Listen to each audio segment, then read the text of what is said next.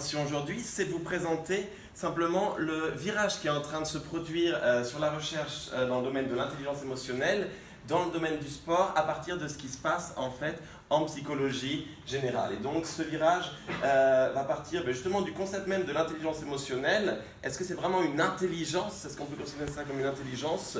Et là, on est en train de tourner ça plutôt sur le terme de compétences, les compétences émotionnelles, sur la base du fait en fait que l'intelligence émotionnelle, il y a déjà eu plein de protocoles qui ont montré que c'était possible de l'améliorer. On en a par exemple fait avec Michael Campo dans le domaine du rugby. Et donc, sur le fait que c'est possible de l'améliorer, on va plutôt appeler ça compétence. Et c'est pas seulement en fait un changement de nom, ça va aussi avoir des implications à la fois théoriques et pratiques que je vais vous présenter aujourd'hui en comparaison avec un questionnaire existant.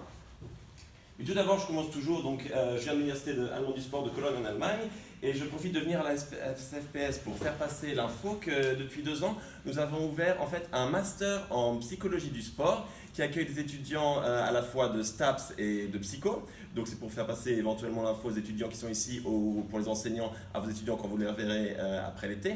Et donc pour les étudiants de psycho, ça veut dire aussi qu'ils ont accès au titre de psychologue quand ils finissent notre master. Et donc le master a une valence à la fois recherche et appliquée, donc qui répond normalement aux souhaits globaux des étudiants. Donc j'ai quelques petits flyers si ça vous intéresse à la fin. Je repars sur le thème de la présentation. Et donc, pour vous présenter ce cheminement vers la voie pour devenir un maître d'intelligence émotionnelle.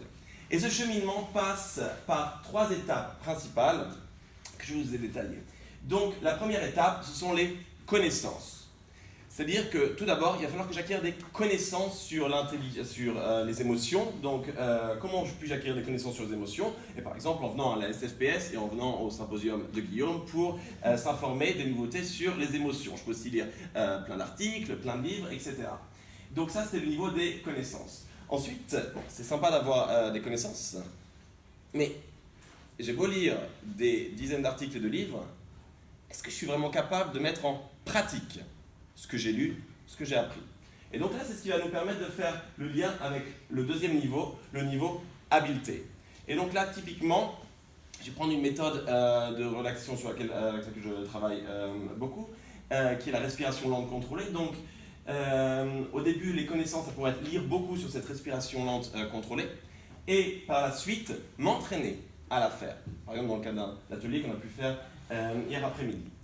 Et le dernier niveau, c'est le niveau trait. C'est faire en sorte que ce que j'ai appris et que ce que je suis capable de faire, ça devienne partie de moi. Ça devienne partie de mon quotidien, que je sois capable de l'utiliser à dessein quand j'en ai besoin. Et donc, une fois que ces 3 niveaux ont été atteints, on parle sur une technique en particulier par exemple, donc c'est là où j'aurais vraiment atteint le grade que j'ai appelé ici de maître d'intelligence émotionnelle sur cet aspect. Donc, ces 3 niveaux, ce qui est intéressant de dire, c'est qu'ils ne sont pas nécessairement connectés.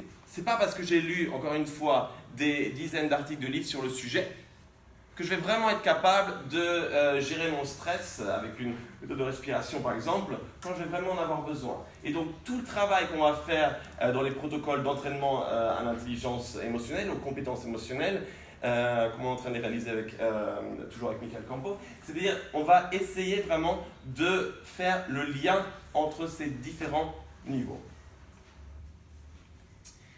Et donc, toutes les études, et ça je tiens à le signaler, toutes les études qui ont été effectuées pour le moment dans le domaine du sport n'ont pas du tout encore fait référence à ce niveau de compétence et encore très peu à ce modèle en 3 parties de l'intelligence émotionnelle.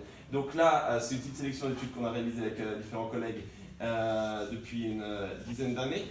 Et ce terme de compétence émotionnelle est né d'une équipe de collègues en Belgique de psychologie, l'équipe de Leuven en 2013. Et là, petit à petit, moi j'avoue que j'étais lancé dans tout un programme de recherche avec un autre questionnaire que j'ai testé ici avec celui des compétences émotionnelles, le trait d'intelligence émotionnelle. Et donc en fait, j'ai eu du mal à mettre le frein, parce que j'avais tellement de protocoles de recherche de lancer. Donc j'ai continué longtemps, enfin même encore 3-4 ans après que celui des compétences émotionnelles soit publié, pour dire stop et on essaye de prendre maintenant le virage des compétences émotionnelles.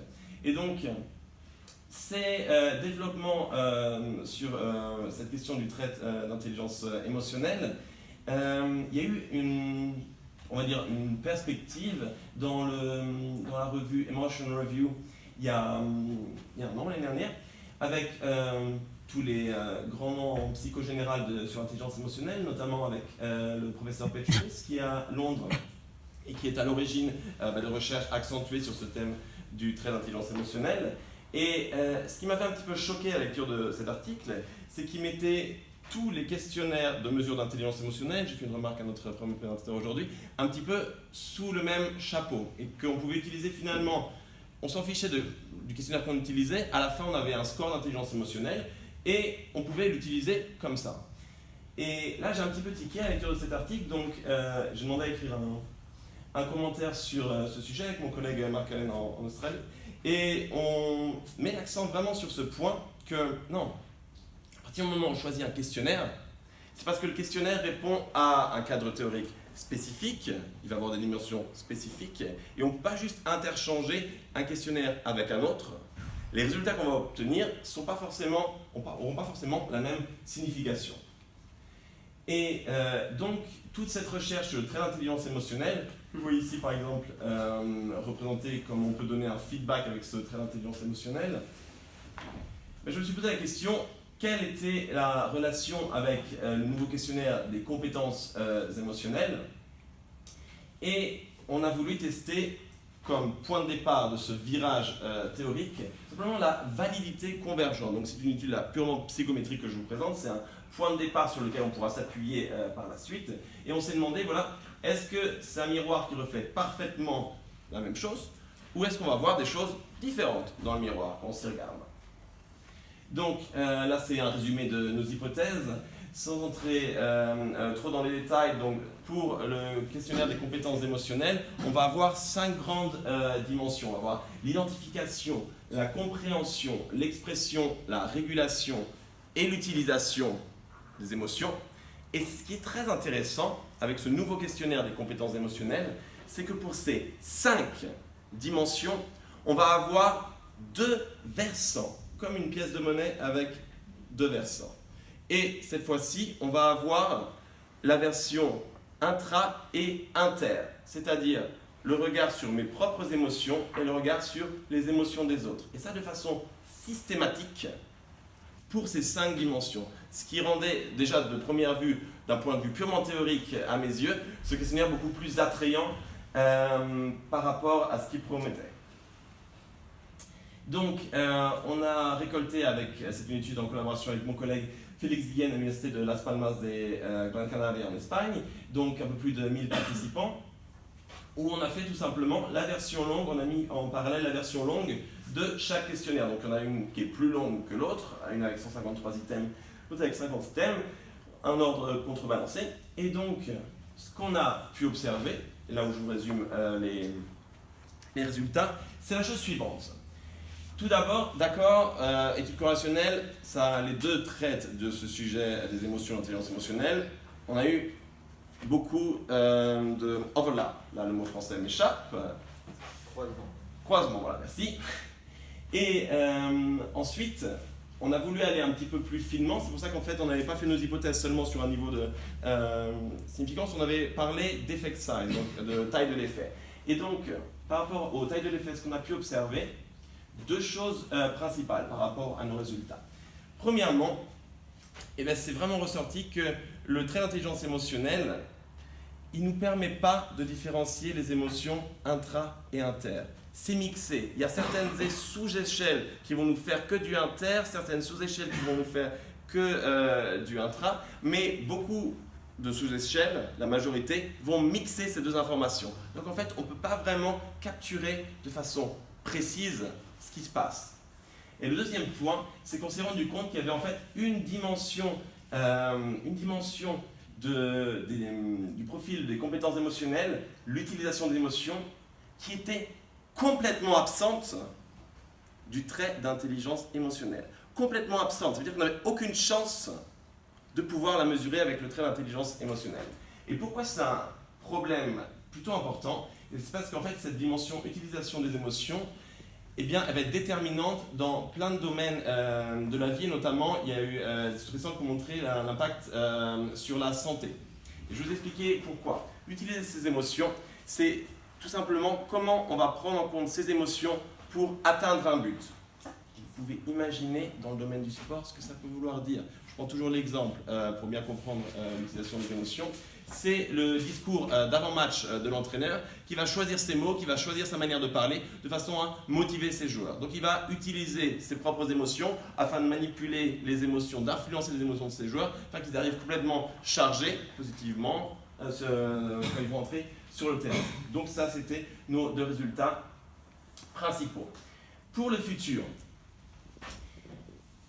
c'est ce qu'on a commencé à mettre en place déjà à Cologne et avec mes partenaires en Espagne et en Australie, mais plus particulièrement à Cologne, on cherche en fait à savoir quelle va être la relation de ce nouveau questionnaire des compétences émotionnelles, non pas seulement avec d'autres mesures auto-rapportées, parce que là on trouvera toujours des corrélations.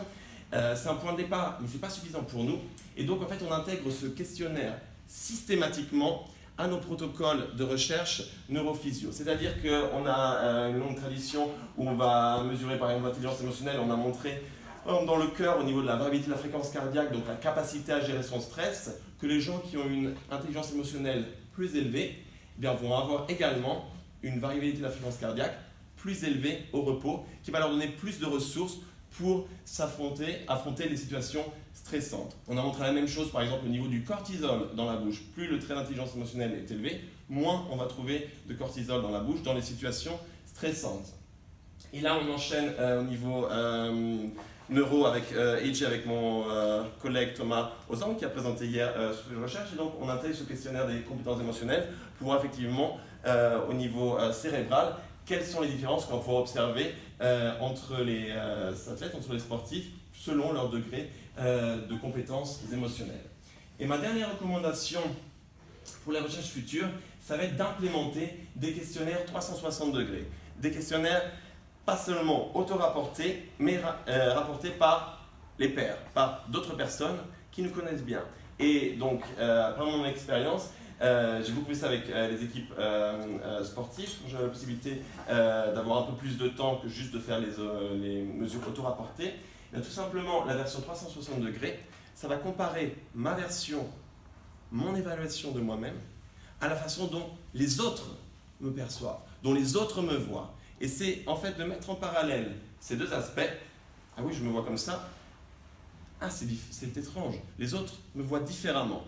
C'est de mettre en parallèle ces 2 versions qui donnent la possibilité de faire des feedbacks, des briefings extrêmement riches sur justement les compétences émotionnelles afin de pouvoir aller sur la voie d'une intervention qui va être plus efficace que si on s'était seulement concentré sur des mesures auto-rapportées.